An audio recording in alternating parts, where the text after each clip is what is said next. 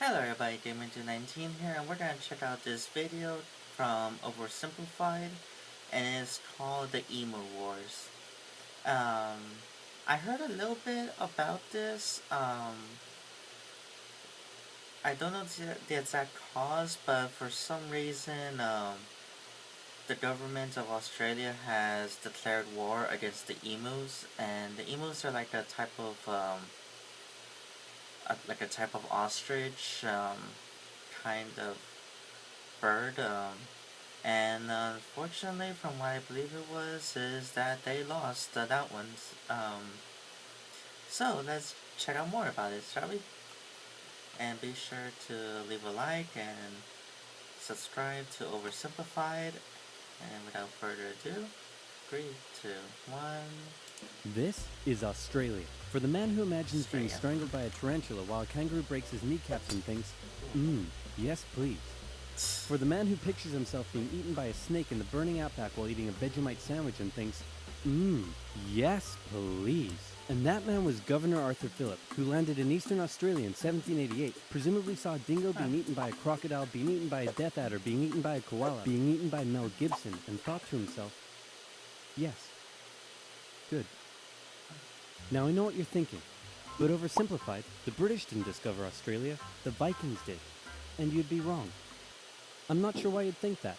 But hey, if you love Vikings so much, then why don't you check out today's sponsor? Vikings War of Clans was inspired by the PC strategy and RPG games of the 90s we all loved, like Age of Empires and Civilization. If you, like me, want to relive those memories again with a new experience, then this mobile game is for you. Vikings lets you choose your own playstyle, and what makes its world so addictive is that more than 20 million online players are constantly changing the way it evolves by never-ending fighting over resources, forging new alliances, and competing in live events. Support my channel by downloading Vikings for free, only from my links in the description box below, and get the special bonus of 200 gold coins and a protective shield. 2, 1. Buy! Man, this is great. The market will continue to grow forever. But what if it doesn't? Oh crap, I never thought of that. Sell! And the stock market crashed, which led to economic downturn, which meant banks wouldn't lend anyone any money, which led to more economic downturn, which meant everyone stopped buying stuff, which led to more economic downturn. And hey, what if all the crops in the Great Plains were destroyed in a drought, and then a big dust storm engulfed the area? That's right, more economic downturn. And in an effort to combat the crisis, America began imposing tariffs on foreign imports, which made the economic downturn go global, and the earth got really depressed. But one nation that was hit harder than most by the whole affair, Australia. The problem for Australia was that it relied heavily on its export industries, and in the current economic climate, no one was buying. To make things worse, Australia had introduced its own currency and pegged it onto the gold standard via the British pound, but then the UK started messing with its own peg on the gold standard, and if this is starting to sound confusing, then let me oversimplify it for you. Hey UK, looks like my car's broken down. Want to give me a tow? No problem, friend, I got you.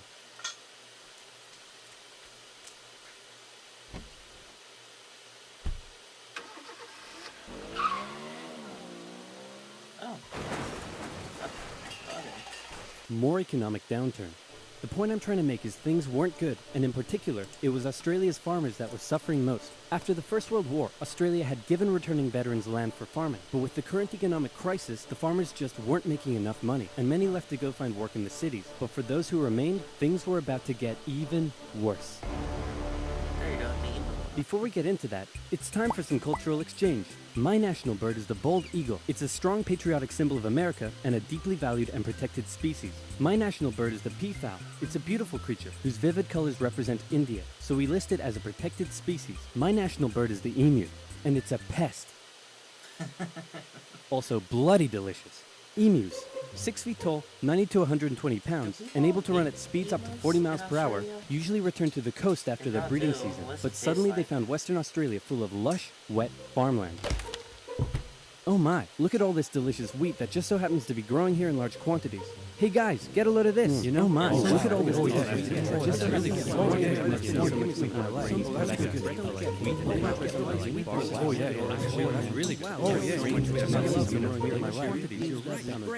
That's almost as similar to the whole crickets Hey, and wild who left rabbits this big of hole the in the Great fence? Depression in Guys, America. get a load of this. Oh wow. What I am.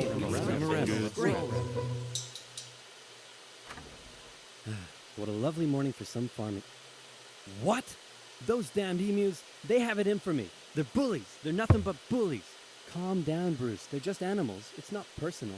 Hey, Farmer Bruce, where did you find that hat? The toilet? Yes. 20,000 emus cost the already struggling farmers millions more pounds in lost crops and damages. The situation couldn't continue like this. Something had to be done. So in 1932, the farmers turned to the government for help. You'd think they'd go to the Minister of Agriculture, but these farmers said no. This is a job for the military. So they went to George Pierce, the Minister of Defense. That's right, Australia was to go to war with the emus. But not everyone was happy with the idea. This is barbaric. We can't go slaughtering thousands of our own national bird.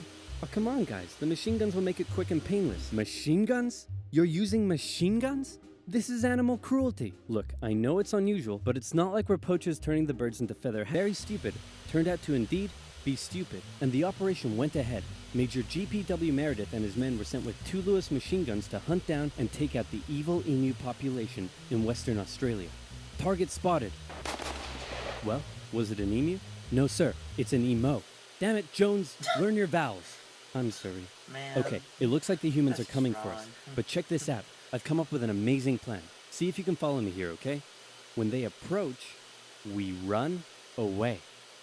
Sir, you're a genius. Pierce sent a camera crew along with the machine gunners to capture some good old propaganda for the government. And the first battle took place in November at Campion. The men spotted a mob of emus from a distance, so they set up their guns and opened fire. The emus split up into smaller groups and ran in every direction. The men were only able to kill what they called a number of birds, but the vast majority got away. Cut! Surprisingly, many of the emus were able to take multiple bullets, but still run at full speed to safety, causing Meredith to compare them to tanks, saying if we had a military division with the bullet-carrying capacity of these birds, it would face any army in the world. Okay, we need to get closer. No, you idiots, not to me, to the emus. Oh, sorry. No. He wanted Oh, a hug. okay. So next, they tried sneaking up on a large number of emus near a local dam and firing at short range. Maybe the men were just unlucky, but my professional opinion says the emus were magic, because both guns jammed after just 12 emus were killed, and once again, the rest got away. Cut! The men were feeling a little humiliated after losing to a pack of discount ostriches, so they decided to move further south, where the emus were said to be tamer. And this time, they had a new strategy. Okay, Jones, here's the plan. You mount the machine gun in the back, Okay, I'll but chase then the you're gonna emus, get a flat you tire shoot. and run out of Got it? gas. Got it. And then there's that.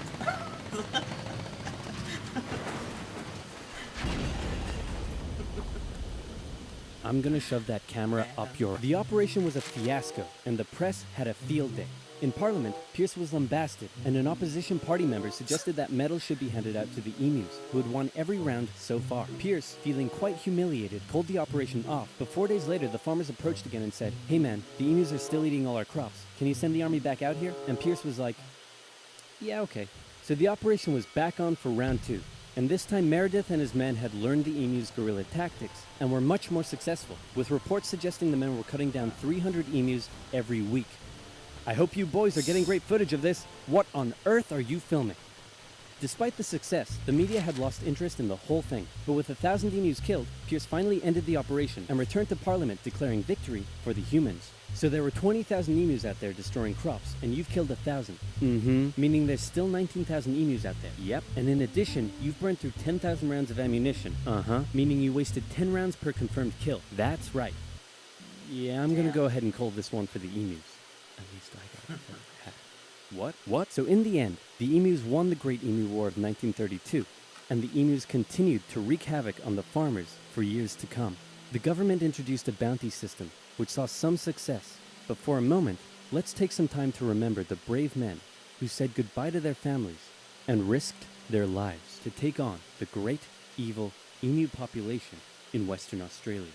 But even more importantly, let's think of the friends they made, the bond they created, and the memories they shared. Alright. Take me home Flashback montage. to golden fields and sights of days gone by. Sad to say, what must be done, especially in the time of crisis. With stories Hey, guys? I solved the emu crisis. Really? How? Huh. I just made some better fences.